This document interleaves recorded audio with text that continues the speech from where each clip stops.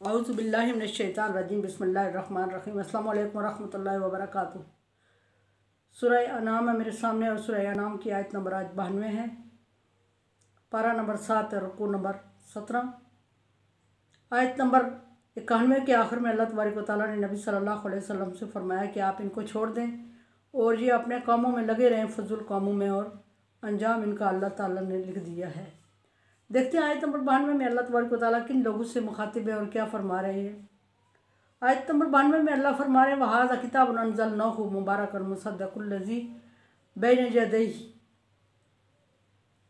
कुरान पाक का जिक्र हुआ है कि ये किताब क्या है। वहाज़ा हाज़ा इसमें इशारा करीब है और फरमाया कि ये किताब कौन सी किताब? कुरान पाक। हमें कैसे पता चला कुरान पाक? कि पीछे एतराज़ात हो रहे थे कि एतराज़ात में आ रहा था कि ये हमारे पास लिखी हुई किताबें क्यों नहीं आई और कोई फ़रिश्ता इसके साथ क्यों नहीं आया ताकि हम यकीन कर ले। उन एतराज़ात का अल्लाह तबारक व तआला जवाब दे रहे हैं। फरमाया कि ये वही किताब है जिसको हमने नाज़िल किया, यानी ये किताब वही है जिसको हमने नाज़िल किया है। क्या मतलब ये किताब वही है जिसको हमने नाज़िल किया है? कहने का मतलब ये है कि यहूदियों और ईसाइयों का ये एतराज़ था कि ये किताब अल्लाह तबारक व तआला की तरफ से नाज़िल करदा नहीं है, ये अल्लाह की तरफ से नाज़िल करदा नहीं है। अगर अल्लाह तबारक व तआला की तरफ से नाज़िल करदा होती तो ये हमारे पास किताब की सूरत में लिखी हुई आती, ना कि नबी सल्लल्लाहु अलैहि वसल्लम के पास कोई आयत बोल के जाता है और ये हमें सुना देता है और हम कैसे यकीन करें कि ये वो किताब है। और इसके जवाब में पीछे अल्लाह तबारक व तआला ने यह फरमाया कि इनसे पूछें कि मूसा अलैहिस्सलाम तो लिखी हुई किताब तुम्हारे पास ले आए थे और उस पर भी यकीन नहीं किया। सॉरी। फिर फरमाया कि अनज़लनाहु मुबारकन, हमने इसको बहुत बरकत नाज़िल फरमाया और बरकत के लिए नाज़िल फरमाया, मुबारक नाज़िल फरमाया।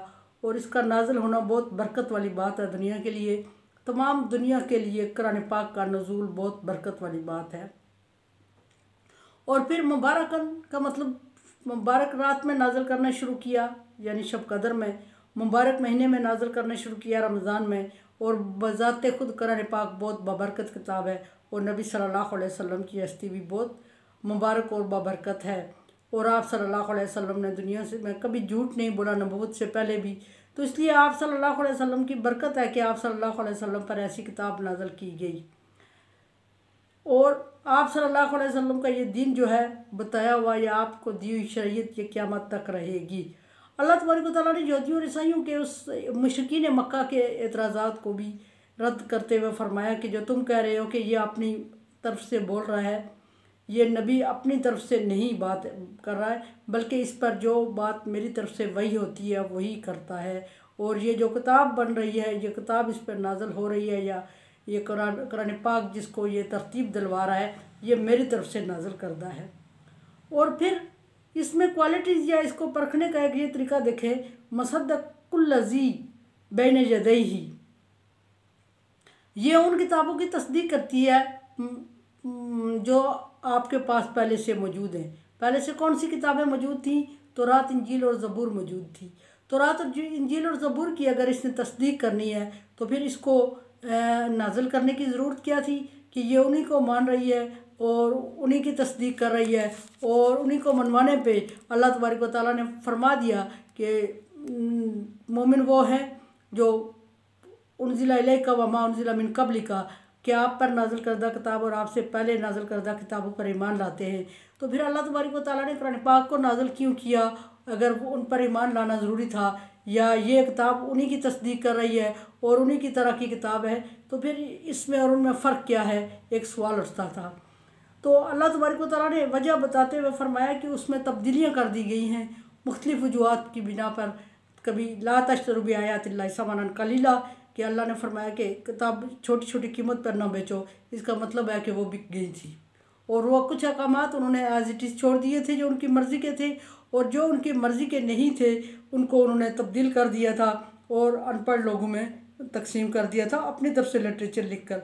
और अल्लाह तबारक व तआला उसके लिए फरमा रहा है वैलुल्लाहु मिम्मा कतबत अयदीहिम वैलुल्लाहु मिम्मा यक्सिबून। तो बर्बादी है इनके लिए दो वजूहात की वजह से।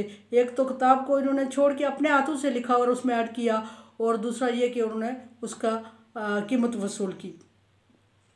इससे हमें पता चलता है कि उनमें से वो अहकामात किताब में चेंज हो गए। फिर सवाल ये कि हम दोबारा बात ये आती है कि फिर ये उनकी तस्दीक कैसे कर रही है। कुरान पाक पिछली किताबों की तस्दीक कर रही है, तो पिछली किताबों के जो अहकामात कुरान में ज़िक्र हो रहे हैं एज़ इट इज़ वो सेम है कुरान से, उनकी तस्दीक कर रही है। और जो अहकामात उन्होंने अपनी तरफ से डाले हैं उनको बता रहे हैं कुरान पाक कि ये इन्होंने अपनी तरफ से डाले हैं, और ये तस्दीक कर रही है कि अल्लाह की तरफ से नाज़िल करदा थी हैं। और ये भी मानना चाहिए हमें कि ये अल्लाह की तरफ से नाज़िल करदा थी। और जितने पीछे पैगंबर गुजरे हैं मा नफ़र्रुक़ बैन अहदिन मिनहुम, उनमें से किसी एक में मोमिन को तफ़रक़ा नहीं करना होता। सब पर ईमान लाने से मोमिन कहलाता है, वरना वो मोमिन नहीं होता। फिर ये कि इस किताब के नाज़िल करने का मकसद ये अरबी ज़ुबान में नाज़िल हुई और बाकी किताबें इस ज़ुबान में नहीं नाज़िल हुई थी। फरमाया कि बैन लितुनज़िरा उम्मुल कुरा, लितुनज़िरा उम्मुल कुरा ये इसलिए नाज़िल की गई कि उम्मुल कुरा को डराया जाए, उम्मुल कुरा पर अल्लाह तबारक व तआला के अहकामात नाज़िल किए जाएँ। वमन हौलहा, और उम्मुल कुरा के इर्द गिर्द के लोगों को अल्लाह तबारक व तआला के अहकामात उन तक पहुँचाए जाएँ और ना मानने की सूरत में उनको डराया जाए। और उम्मुल कुरा से क्या मुराद है? उम्मुल कुरा से मक्का है मुराद। मक्का को उम्मुल कुरा कहा जाता है तमाम बस्तियों की सरदार, इसलिए कि इसमें हुज़ूर सल्लल्लाहु अलैहि वसल्लम की आमद हुई, इसलिए कि इसमें हज़रत इस्माईल अलैहिस्सलाम ने कुर्बानी पेश की, इसलिए कि इसमें हज़रत इस्माईल अलैहिस्सलाम के नाम का चश्मा जारी है, इसलिए कि इसमें हज़रत इस्माईल अलैहिस्सलाम के माँ के सफ़ा मरवा के चक्कर मौजूद है, इसलिए कि हज़रत हव्वा अलैहिस्सलाम और आदम अलैहिस्सलाम का मिलाप इसमें है, इसलिए कि अल्लाह का घर इसमें मौजूद है। ये बहुत सारी ख़ासियत हैं जिसकी वजह से इसको उम्मुल कुरा कहा जाता है। और इस बस्ती के लोग चूँकि बहुत बहादुर, निडर और दलेर थे, लेकिन बिल्कुल अनपढ़ और जाहिल थे, चूँकि उनको मक्के के बद्दू कहा जाता है। और वो बद्दू थे और उनको वो किसी नबी को नहीं मानते थे, किसी नबी पर ईमान नहीं लाते थे। और क्यों नहीं लाते थे? उनका ख्याल ये था, उनका कहना ये था कि अल्लाह तबारक व तआला ने, हम बड़ी कौम हैं और हम अल्लाह तबारक व तआला ने हमारी ज़बान में कोई किताब नाज़िल नहीं की जिस पर हम यकीन करके उस पर ईमान ले आते, और हमारी हिदायत का कोई इंतज़ाम नहीं किया और हमें अल्लाह तबारक व तआला ने इग्नोर किया हुआ। कहने का मतलब है कि हमारे लिए अल्लाह ताला ने कोई ख़ास किताब नाज़िल नहीं फरमाई जिस पर हम भी यकीन रखते और हम भी ईमान लाते। सो अल्लाह तबारक व तआला ने उनकी ये सारी बातें मद्देनज़र रखते हुए उन्हीं में रसूल भेजा, और जिसने उन्हीं की ज़बान में उनको तबलीग दीन की और उन्हीं की ज़बान में अरबी में कुरान पाक को नाज़िल फरमाया, ताकि उनमें से हर एक इसको समझ सके और कल ये एतराज़ ना करे कि हमने इसको समझा ही नहीं है, हमें समझ ही नहीं आ रही है, हमें क्या पता ये नबी क्या कह रहा है, ये जो किताब की तबलीग कर रहा है हमें क्या पता कि ये क्या बात कर रहा है। जब हमारी समझ में नहीं आती तो हम यकीन कैसे कर सकते हैं। इसलिए अल्लाह तबारक व तआला ने उनके एतराज़ को मद्देनज़र रखते हुए उन पर उन्हीं की ज़बान में किताब नाज़िल फरमाई। लेकिन बदबख्त कौम थे मुशरिकीन, उन्होंने एतराज़ कर लिया तो वो दूसरा एतराज़ शुरू कर दिया और उन्होंने ये कहना शुरू कर दिया कि हमारे पास लिखी हुई किताब क्यों नहीं नाज़िल हुई, और ये किताब हम इसको कैसे माने कि ये बंदा बोल रहा है कि मुझ पे ये आयत नाज़िल हो रही हैं, हम उसको देख नहीं रहे हैं, हम उसको छू नहीं रहे हैं, हम उसको पकड़ नहीं रहे हैं, और हम मान लें कि इस पर कोई अहकामात नाज़िल हो रहे हैं। इसमें ऐसी क्या क्वालिटी है कि अल्लाह तबारक व तआला ने इससे बातें करना शुरू कर दी है, इसको पैगामात देना शुरू कर दिए। हम में से तो किसी पर अल्लाह तबारक व तआला ने ऐसी मेहरबानी नहीं की, हालांकि उन्होंने वो मांगा था खुद, और मांगा था कि हम में से नबी हो जो हमारे लिए, हमें हमारी ज़बान में हमें दीन इस्लाम की तबलीग करे। लेकिन जब नबी आए तो उन्होंने इनकार कर दिया। और फिर ये भी कि हज़रत इब्राहीम अलैहिस्सलाम जब खाना काबा की दीवारें तामीर कर रहे थे तो उस वक्त हज़रत इब्राहीम अलैहिस्सलाम के बेटे हज़रत इस्माईल अलैहिस्सलाम हज़रत इब्राहीम अलैहिस्सलाम के साथ थे, और उस वक्त हज़रत इब्राहीम अलैहिस्सलाम अल्लाह तबारक व तआला से दुआ मांग रहे थे, रब्बना तक़ब्बल मिन्ना, अल्लाह तो हमारी इस कोशिश और मेहनत को कबूल फरमा। क्या मतलब था कबूल फरमाने का? यानी कि इससे कबूल होने का मतलब दुनिया में आखिरत में जिसका अजर मिले, और दुनिया में कबूल होना ये होता है कि जिससे मखलूक खुदा का फ़ायदा हो। और हज़रत इब्राहीम अलैहिस्सलाम ने डिटेल में बता दिया कि वबअसहुम रसूलन मिनहुम यतलू अलैहिम आयातिक युअल्लिमुहुमुल किताब व हिकमा व युज़क्कीहिम, कि इनमें और इस बस्ती में हम जब तेरे घर की तामीर कर रहे हैं तो इस बस्ती के अंदर में इन्हीं लोगों में से एक में रसूल भेज जो इनको तुम्हारी किताब पढ़ कर सुनाए, किताब और हिकमत की तालीम दे और इनके नफ्स को पाकीज़ा करे और तेरा दीन इन तक पहुँचाए, और वो इन्हीं में से हो, मिनहुम, जो इन्हीं में से हो। सो हज़रत इब्राहीम अलैहिस्सलाम ने रिक्वेस्ट कर दी, अल्लाह तबारक व तआला से अपील कर दी कि इनमें रसूल भेज जो इन्हीं में से हो, जो इन्हें किताब और हिकमत की तालीम दे। सो वो किताब भी उन्हीं की मादरी ज़बान में हुई और उस पर अल्लाह तबारक व तआला ने उन्हीं की मादरी ज़बान में किताब नाज़िल की।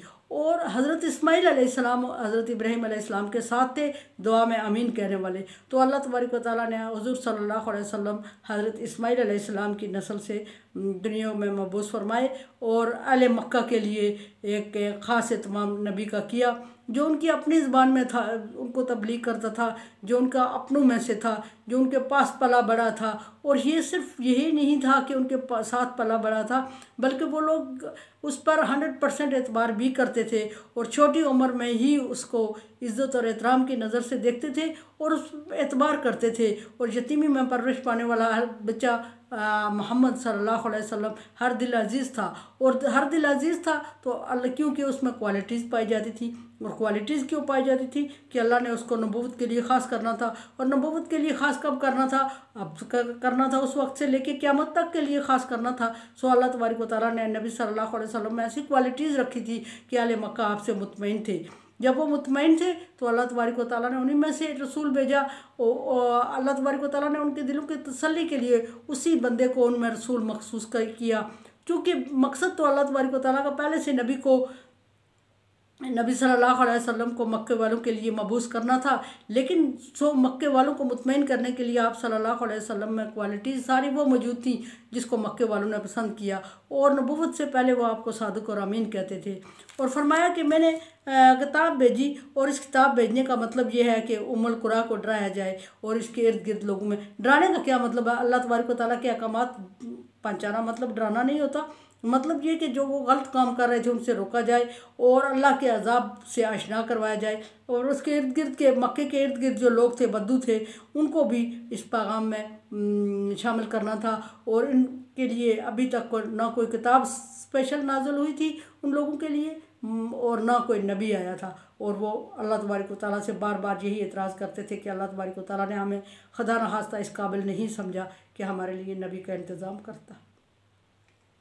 मेरे चैनल को अब सब्सक्राइब कर रहे हैं, थैंक यू सो मच। मेरे लिए दुआ किया करें। ला खौफुन अलैहिम वला हुम यहज़नून। Like dislike as you like. Allah.